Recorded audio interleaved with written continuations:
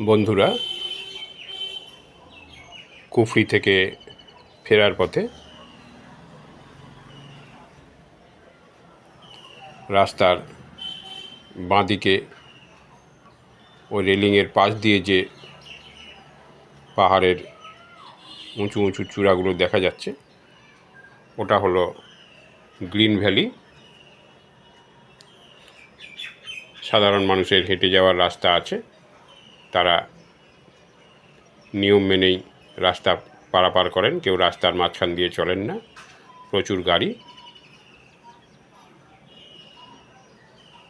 December মাস থেকে ফেব্রুয়ারি মাস পর্যন্ত এই রাস্তাতে গাড়ি খুব কম চলাচল করে, বরফ পড়ে। আমরা এই ভিডিওটা আপনাদের জন্য আপলোড করলাম, আপনারা দেখুন এবং এই পিস ক্রিয়েশন চ্যানেলটিকে সাবস্ক্রাইব করুন।